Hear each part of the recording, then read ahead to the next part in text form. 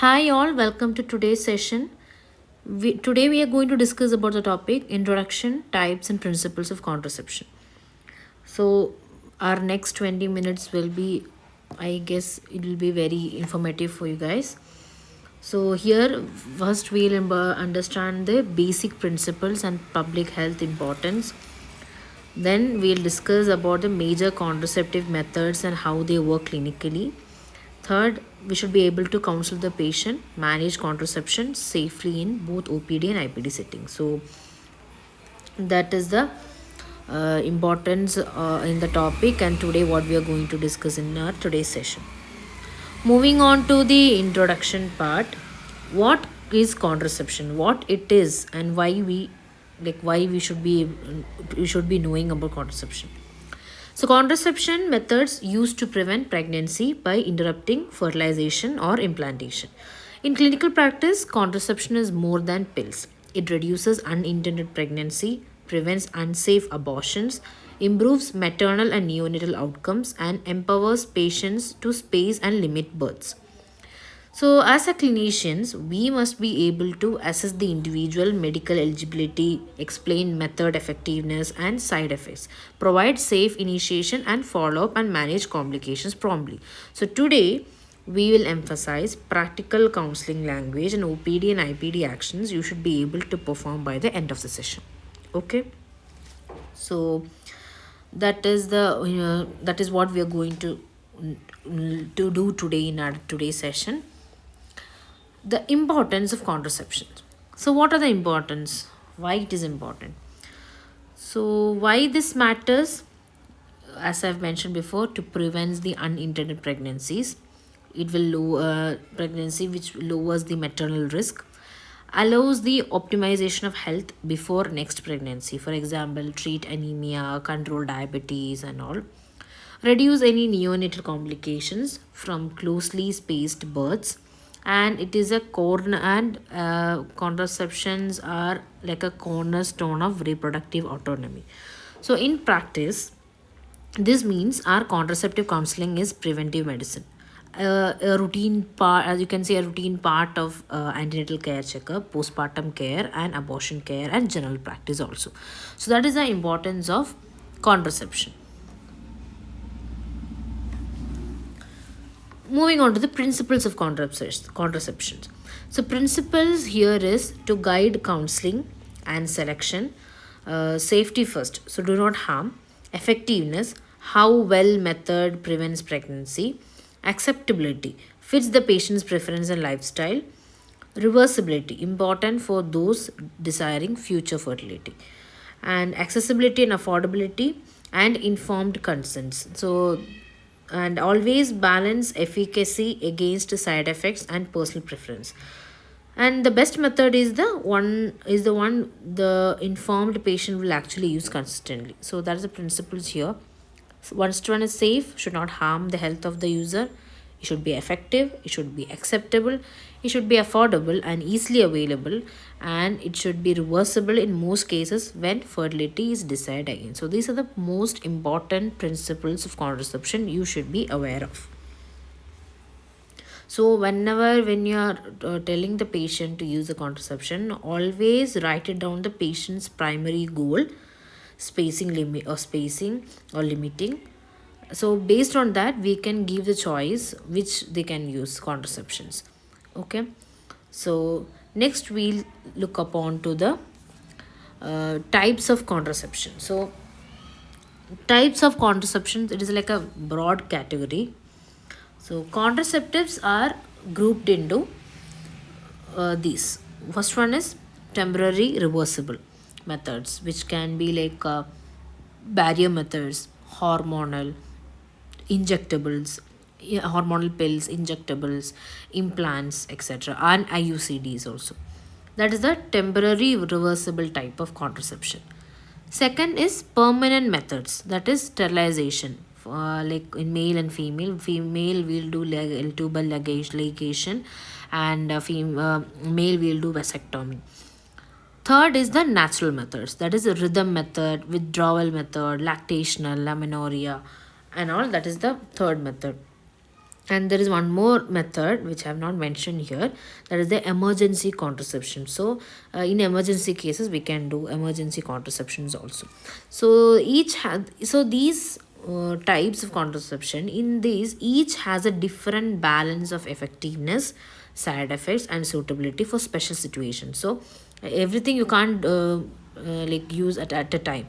So based on their based on situation, based on their effectiveness and side effectives, and their future goals and all, because we have to consider the patient's request also. So whenever you have to do, we have to patient's primary goal also is very important before prescribing any of type of contraceptions or advising any type of contraception. So that is also important. So before giving any type of contraception, you should be aware of the primary goal of the patient, and it should be you should be advising it to a special situation. So based on many categories only you can advise the contraceptions.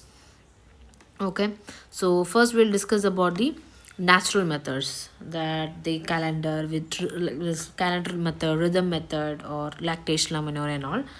So natural methods are widely used, so we must know how to counsel the patient. So calendar or rhythm method, and we can also say fertility awareness. It is based on the cycle tracking and identifying fertile window. So temperature, cervical mucus and all. So counseling is very important. Counsel that it needs motivation, education, and failure rate is higher than modern methods.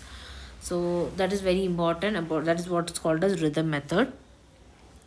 Next is the coitus interruptus. That's the withdrawal method, we'll say. It is easily available, like no procedure, but significant failure and failure risk and no STI protection. So, honest counseling about the failure risk should be done. Next is the lactational amenorrhea method. That is, you can call as LAM, lactational amenorrhea method. So, it is effective for 6 months. For spacing if three conditions are met. One is exclusive breastfeeding, amenorrhea, and infant less than 6 months. So that you can do. Counsel the return to fertility expectations, and plan a transition method before LAM expired. So that is the lactational amenorrhea method. And in natural methods, there are no such side effects, but high failure rate are possible. So in OPD, what you can do is teach method mechanics, record cycle history, provide return instructions and alternatives. But when it comes to IPD usually not an inpatient. It is like natural methods are not an inpatient intervention, but ensure postpartum patients relying on LAM receive a transition plan before the discharge. So these are what's called as natural methods. Moving on to the barrier methods. Barrier methods, as I mentioned, male condom, female condom, diaphragm, cervical cap, spermicides, and all. Barrier methods are safe, immediate, and protect against the sexually transmitted diseases like STDs and all, especially condoms. So, key counseling points here is correct and consistent use is crucial. Demonstrate the condom use where possible, like for the model or a diagram you can demonstrate it. Female condom is an alternative when male partner won't use condom. Diaphragm or cervical cap need fitting and are less commonly used. So teach the use of these barrier methods, and teach the use with the spermicide and correct the insertion timing. So spermicides kind, like you can say, like a cream or gel kind of chemicals that kill sperms, usually used with the other barriers. So OPD, you can provide the supplies, teach the use and storage, screen for any allergies like latex allergy, and counsel on combined use like condom plus other method for STI protection. In IPD, not commonly started in hospital, expect to supply condoms at discharge. Ensure postpartum patients leave with at least one effective method option. So that is the thing you can do in IPD. So here, our most important thing is STD prevention. STI prevention message with the condoms is very important. So that is one of the barrier method. That is important to know the barrier methods, how you are teaching them to use. So that is all about the barrier methods. Moving on to the hormonal methods. So hormonal methods, it's kind of like mainly is very highly effective but require and correct selection. So there are different types of hormonal methods. One is combined oral contraceptive pills, COCP. It contain estrogen, progestin. Mechanism what here is it will suppress the ovulation, thicken the cervical mucus, and alter endometrium. So counseling and OPD action is very important. Screen for contraindications like if whether the patients have smoking or migraine with aura, personal history of VTE, uncontrolled hypertension, severe liver disease, breast cancer, all. And check the baseline BP and discuss the side effects like nausea, breakthrough bleeding, breast tenderness, and small increased VTE risk. So these are the things when advising combined oral contraceptives. You should be able to tell to the patient, advise the patient, and you should know the start option. So first day start or quick start with 7 days backup. Emphasize like you have to tell the patient take one pill at the same time daily. These things you can advise in the OPD basis. In IPD consideration, avoid any routine initiation immediately postpartum in a high VTE risk. Prefer non-estrogen methods early postpartum. So this is what about the combined oral contraceptives. Next is the progestin. It is progestin only pin is POP, like a mini pill, no estrogen, safe in breastfeeding and in women with VTE risk. Timing is strict, taken daily at the same hour. Some formulations allow a wider window, but counsel strict timing. Side effects here is irregular bleeding is the one of the side effects here. So in OPD, check for adherence, counsel the patient on missed pill actions. In IPD, suitable immediate postpartum when breastfeeding. So that is about the progestin only pills, mini pill. Third is injectables, DMPA, DEPO, Depo-Provera, etc.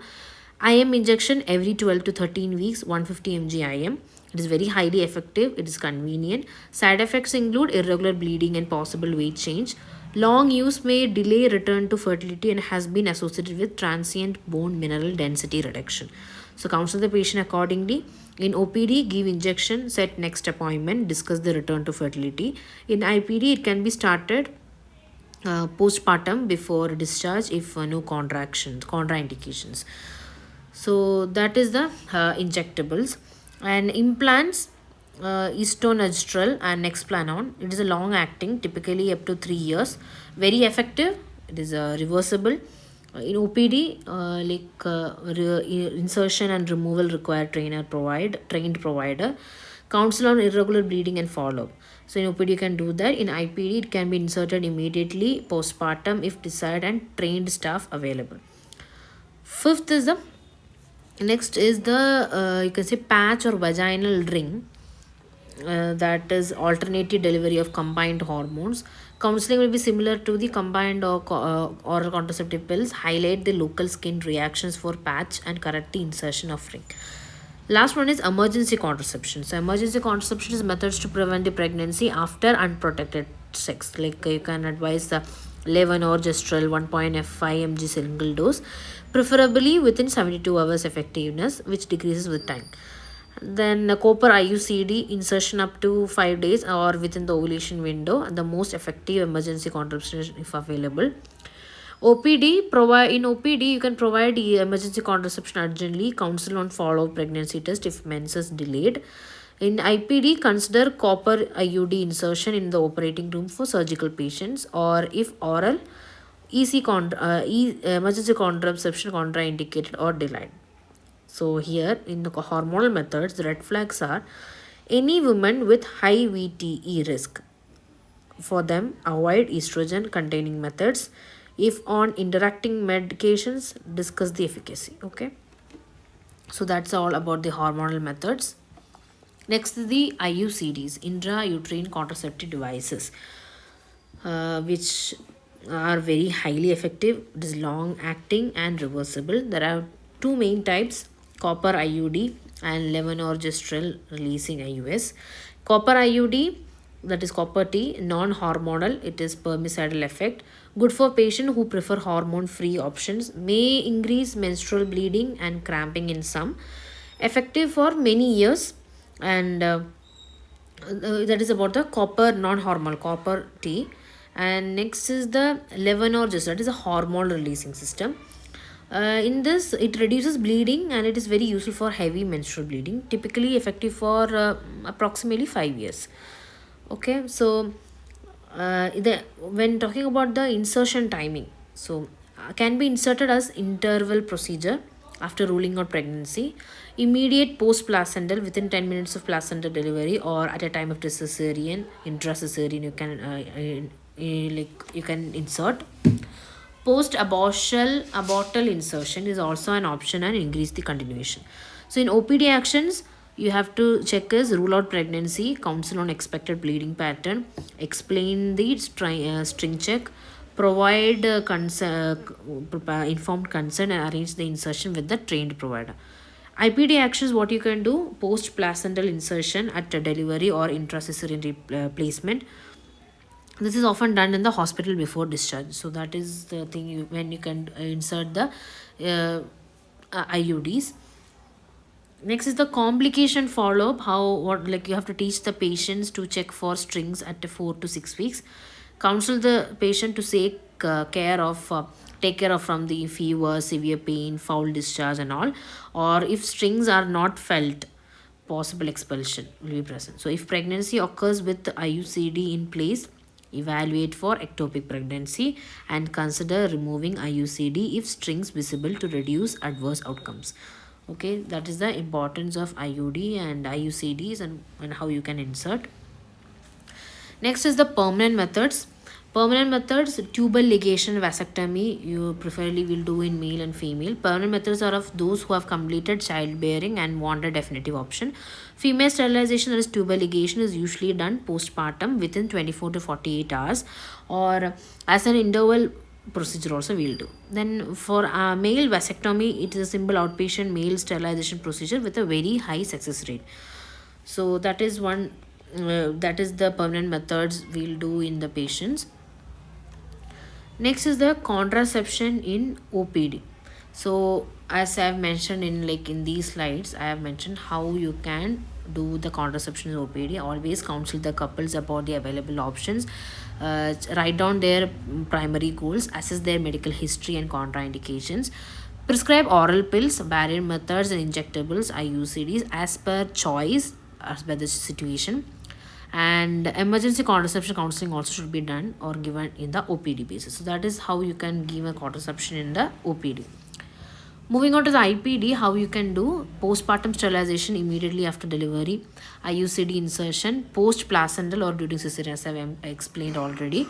Contraception counseling in post abortal cases is very important. And in high risk women, plan appropriate long term method before discharge. So this is how you can do in the IPD basis. You can advise the contraception to the patient. So that is the IPD versus OPD things. You can always and always ensure, not only in OPD and IPD, always ensure privacy, confidentiality, and proper consent process. So it is very important to ensure their privacy also. So that are the two things you should be keep in mind about the OPD and IPD, when like what you have to do in the OPD basis and IPD basis when patient comes to you to for the contraception. Okay, so let's wind up today's topic with the quick summary. So contraception, as I've mentioned, is essential preventive care.